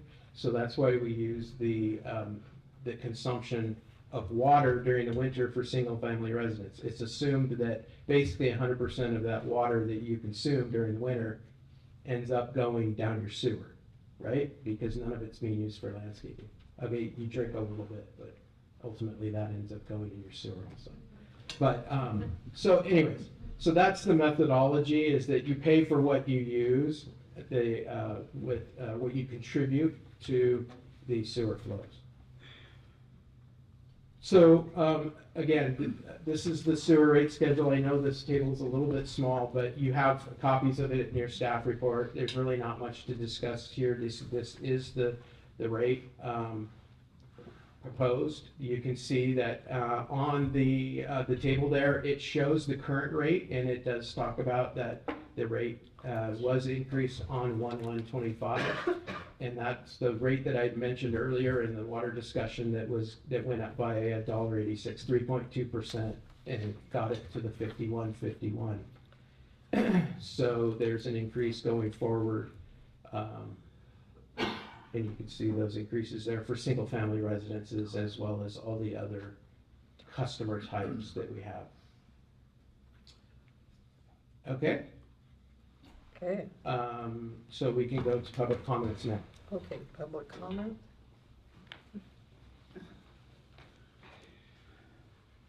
I'm John Rombouts, probably one of the older people that lived here, and probably the oldest business that's still underneath the same family. I was on the city council for quite a while.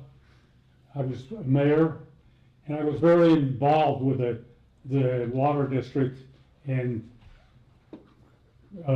coming up with what we had to do with water. And I agree with what's going on, but my problem is that when I built the first private industrial park in Tehachapi, and that was in the early 80s. And the rules and regulations that were in doing that, I had 29 acres, and now I've been told that if I had that 29 acres, I could only have one water meter for the whole 29 acres. Well, when I built this, I had several tenants that had the individual water meters. But I built buildings that had multiple tenants, and so I put in a private water system, and now we had the cheapest rates of rentals, and we still do. We just had to have a study done of my property is not worth as anywhere near what is, because we haven't raised any rents. We've only evicted 2 tenants that didn't pay their rent. But now I have 4 buildings with multiple tenants, and we included the rent or the water rates in the rent, and we have never raised anybody's rent. But I'm now faced with a problem of what do I do? I'd like to have, and I've had wonderful help from Hillary in providing me with data and doing this. And when I got out of graduate school, I worked for an economic development company, so I'm very well versed in the problems, you know, that you face. And I'm not disagreeing with you having the rates. I think that they have to be done on a more timely basis, not waiting for as long as it's taken to done this. But now what I'd like to ask is if I could have some help to develop a way to charge a person that has one bathroom, a tenant, a small tenant, up to one that is brewing booze, beer, and refuses to pay anything more than what his rent is. So I'm in sort of the thing, and all I'm asking is help to do a program to help solve my problem. But I think you know, I think we did great. I mean, there couldn't have been a better person than Bob Jasper and all of the things that the early people did to save water and to create it. And I think we were very fortunate in our water policies. And I support, you know, that you have to have the water and the sewer to continue with our community. Thank you. Mr. Warden, did you want to speak on this topic too? Yes, briefly. Council? Just to follow up what Claudia was saying there, I don't have the reports, you know, or like the pathology report from Mr. Marsh. If I had that, I'd been better prepared. So I apologize on that note. I wish we had that. That's the only thing I could suggest to the council is to present that more information out there for the public. As we could see, not very many people show up. But anyways, that would help support with the integration of people coming to, you know, come forth on the matters with you folks. The main thing on the sewer, I understand the infrastructure aging and everything. And so the question I have on that is, you know, was that 1%, when that was passed, that 1% tax, what, a year ago, was that have anything involved with any of the infrastructure, whether it's water, sewer? Okay. No. This is a big question within our district. Sure. Mrs. Court, so, yeah. Did that question come up? The 1% come up with your group? With all the district? Yeah. Yes, that was Okay. one thing. Just so they know, has nothing to do with water increase. I just wanted to hear it from you folks. Sure. That way, I didn't have the answers at the time. So, on that note. Okay. So, the big thing that was brought to the attention is the wastewater rate increase. Here it was in January, and now you're looking at proposing to do another one in July. Personally, I think that's, you know, the management process could have been better orchestrated to set this agenda, set forth, or to establish, you know, knowing that the infrastructure is aging here. We all know that, especially all of us that's been here for decades and decades. So, you know, being said, that was another concern. That was one of my big concerns was why 2 increases, if this passes, one in January and one in July, you got 6 months apart. But that was basically what the constituents of our district, excuse me, Mrs. Cord. Okay. Sorry, it's hard not to call you by your nickname. I think it's okay. No offense, you know. So anyway, that's the only thing I wanted to bring to attention and people's concerns, especially within our area right here. Thank you very much. Thank you, Mr. Warden. Okay. Close the hearing. No, not yet. Oh, sorry. Just a quick response. All the information that I presented tonight has been publicly available through the public notice and through the rate study, which is posted on our website, and hard copies are available at City Hall. So all of that, the rate study, actual study, has been available since March 7th on our website. So just as a side note. Thank you. Are there any other public comments? Public, okay. Oh, sorry. Just, excuse me, Dave Morgan here.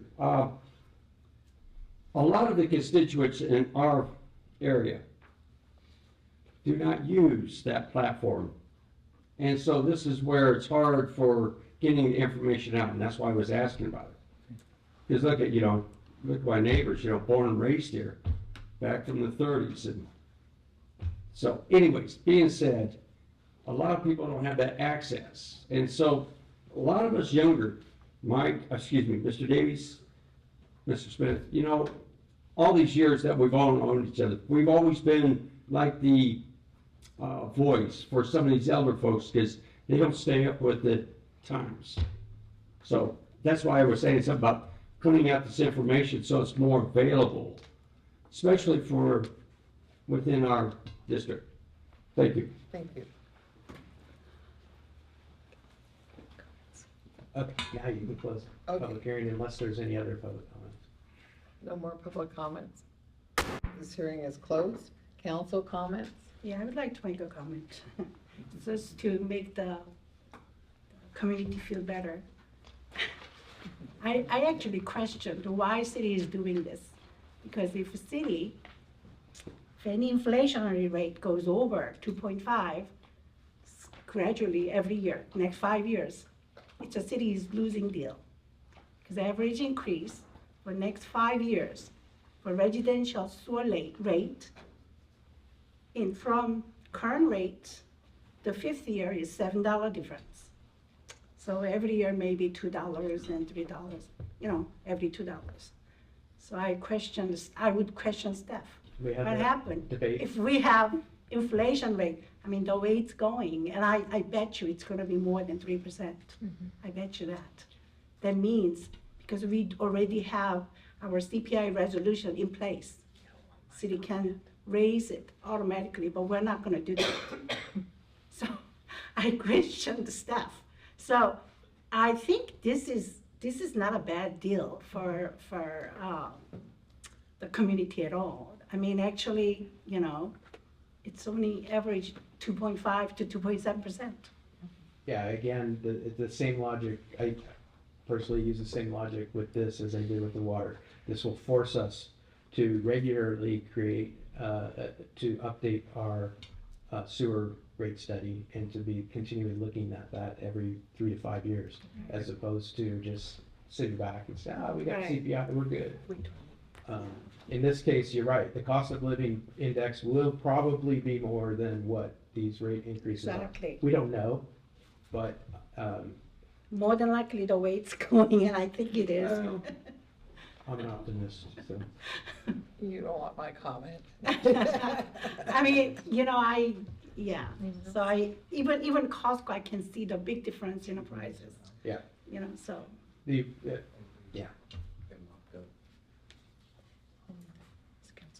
Anyways, that's all. Council? I'm good.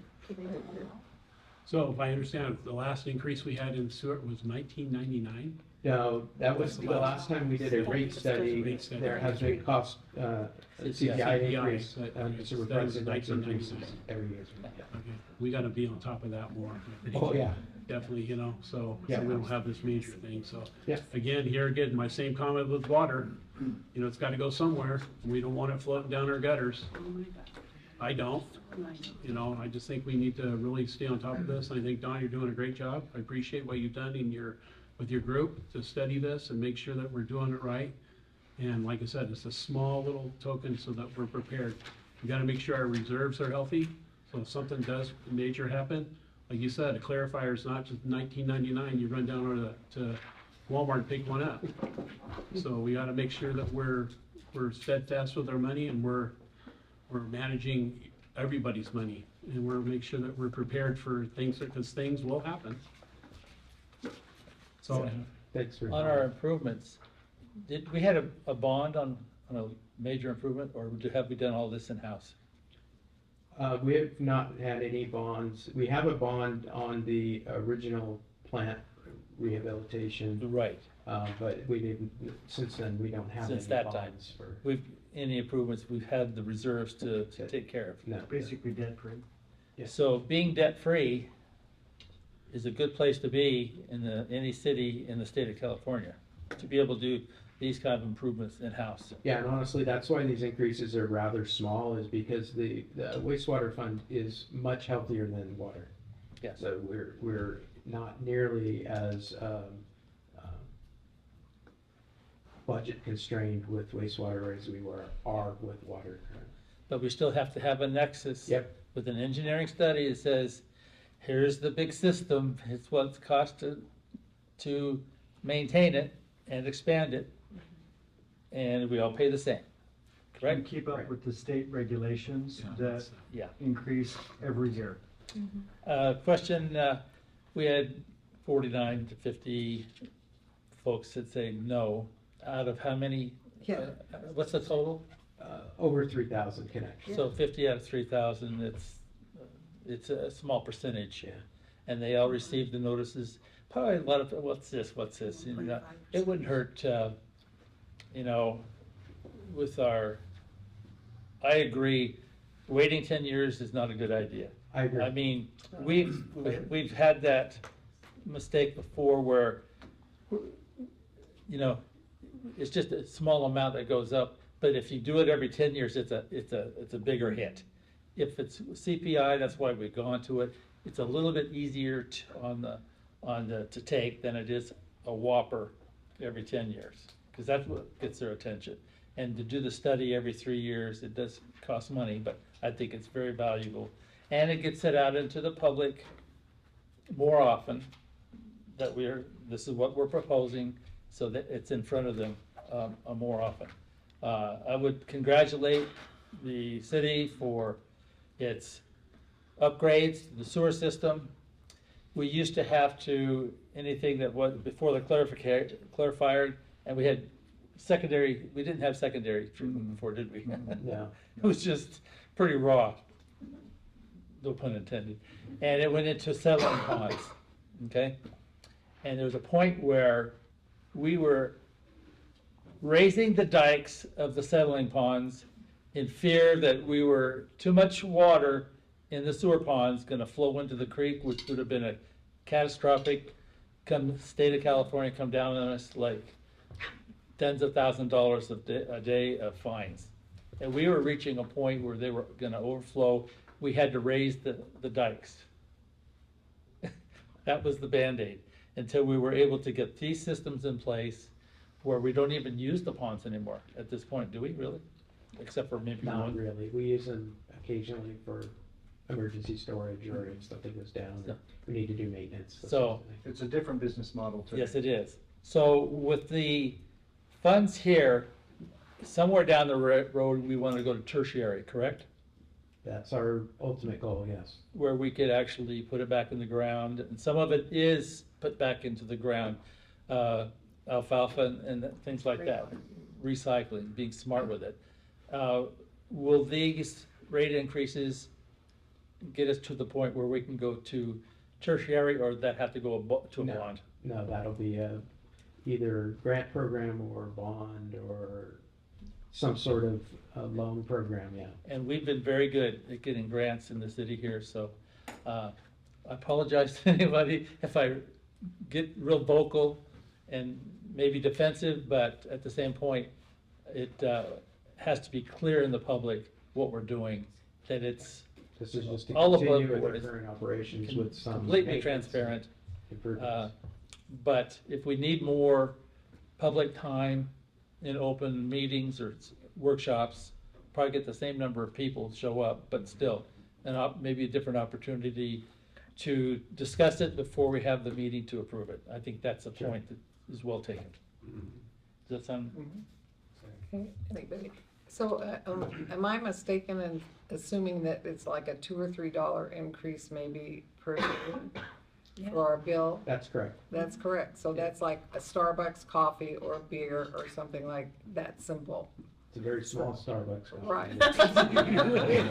McDonald's. There you go. A sample size. Yeah, yeah, I don't know, because I don't even drink coffee, so. yeah. I had. But yeah, you can see it in this, Well, I can't see it, but go ahead. Sorry. I'm only kidding. In July, it goes from 51.51 to 52.60. I should have commented also, the reason why we're doing a second increase is to get us onto a July 1st cycle for rate increases, so that we don't have some rates going up in January, some rates going up in July, and Good very, idea. very difficult for the billing department and finance to manage that. And it also is difficult from a budgeting perspective when you have a rate increase in the middle of the year. So it's easier when it's at the beginning of the fiscal year. And in addition to that, I was going to mention that if we didn't do the increase in July, we would have just, the increase would have been more, or sorry, if we didn't do the increase in January, the increase would have just been more in July. So it's not like we did two increases. We just did, Increments. we did two increases, but they were two smaller increases rather than one big increase in July. So just a little detail there. And what's our capacity of the plant right now? The capacity of the plant is about 1.25 million gallons per day. And we're at 0.6, so we're at about half. A little more. Little more than half. So we're in a good spot so that our reserves, we can forecast out when we have to build an addition to the plant and be able to do it without, you know, an enormous project. That's correct, yeah. And again, new customers, new houses being brought online, they pay a water connection fee that pays for their capacity in the wastewater treatment plant. So they don't just connect to the wastewater plant for free, to a plant that was paid for by the current customers. They pay for their future capacity so that when we do have to increase it, that money's already been collected in a water connection fee. Same is true for water. They have a water connection fee just like a sewer connection fee that they pay. So that- new existing customers are not subsidizing new development, a new customer? None of that has anything to do with these rates. It's a separate fee for new homes. When they pull a water meter, there's a whole long list of fees that they pay when they pull a building permit. But there could be a public perception, Right. that's what it is, that's why we need to state it. That is not the case, okay. Okay, any more comments? Let me see if there's anything else. Oh, I think that's it. Stop it. The next thing, if we can just get a final count on the protest votes. I haven't received anything further. It's 49. 49, okay, thank you. Okay. So staff's recommendation is that the City Council of the City of Tehachapi adopt a resolution declaring the following. Written protests with respect to the proposed wastewater charges have not been presented by a majority of owners of the parcels subject to the proposed wastewater charges, or tenants of such parcels directly responsible for the payment of the charges, and therefore no majority protest exists. All protests and objections to the proposed wastewater charges are hereby overruled. The City Council hereby approves and adopts the proposed wastewater charges in the amounts and on the effective dates as set forth in the rate schedule attached as Exhibit A. So you guys already asked questions, but if you have any more, I'd be happy to answer those. Or you can make a motion to approve. I make the motion to approve unless there's a question. I'll second it. Okay, Chan, Yes. Davies, Yes. Smith, Yes. Howard, Yes. and Pokencourt. Yes. It's a 5-0 vote to approve. No, we got city manager. Oh, city manager, I'm sorry.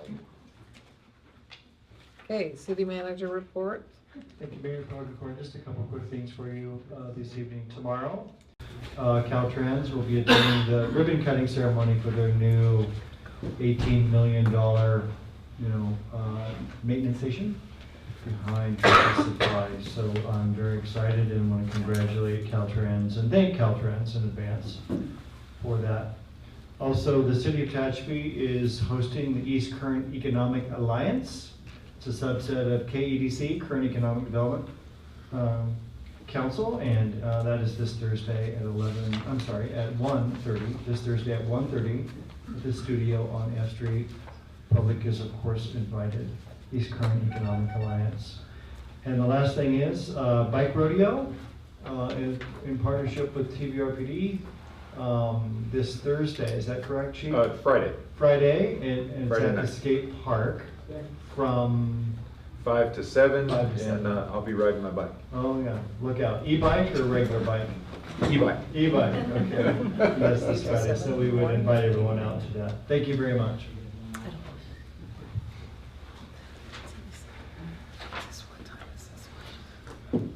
What time is your ribbon cutting for Caltrans? 11. 11, and that's, Tomorrow, yeah, but, and where's the new location?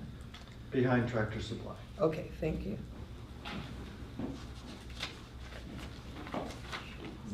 Okay, council member reports, Michael? No, just appreciate everybody's comments tonight, and thought the meeting went real well. Anytime we get into our pocketbooks, we always have to make sure that we're doing the right thing, and been very proud of how the council presented and our staff presented the questions that were asked tonight. I know it's a lot of work on them and on the behalf of the city, and I'm just very proud of how everybody handled themselves tonight. And very proud how the public handled themselves. Thankful for everything. Just real proud to be part of this, and that's all I have. Thank you. Okay, Phil? Yeah, I just want to reiterate a comment from earlier that other cities are just gonna not do anything and just hope that it gets better, and we're proactively engaged in making sure we've got the funds for the future, and we're doing that. So congrats to staff for keeping us very, very secure in our funds. Okay. I just wanted to thank Key and Public Works and Jessica, who's not here tonight.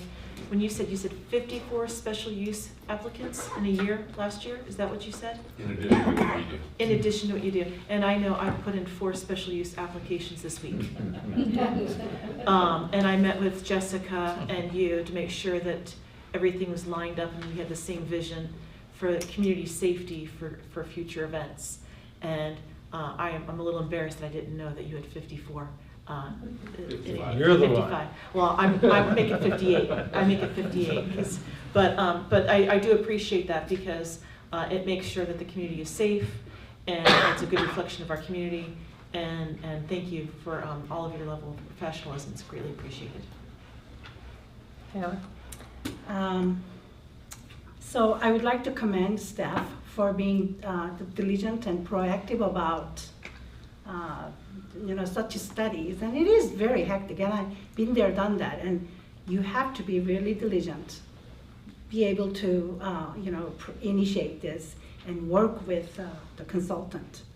And one thing I wanted to, I think it was that Claudia has mentioned, the reason hiring consultant is city's input is not in. We just provide the data. And I would like to commend Hamed's finance department because people do not realize when we do such studies, there are so much information finance department has to provide. And that is very much overlooked many times. And I was, been there, done that, so I can make a comment. And also, it goes for all department, for the public works department, I'm sure the engineering department and all the consultants. It's such a collaborated effort, and it takes a lot of work, and that's why it has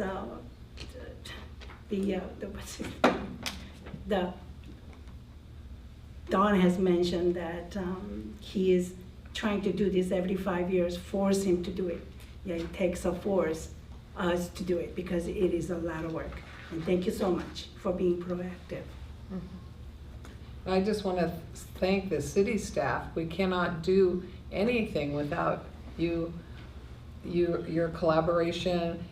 The old saying, it takes a village, and it takes our whole city staff to do what they do. The water issue is a very complex issue, and to understand it is really an undertaking. Also, I've noticed lots happening in the community, lots of road work, etc. And the weather is nice, so they're gonna get a lot done. Stay tuned. Before we get the bad weather again, but anyway. So, we thank you very much, city, Okay. because it takes a lot. All right. Thank you. Okay, we're going to adjourn to closed session. I don't get to smack it, do I? Smack it.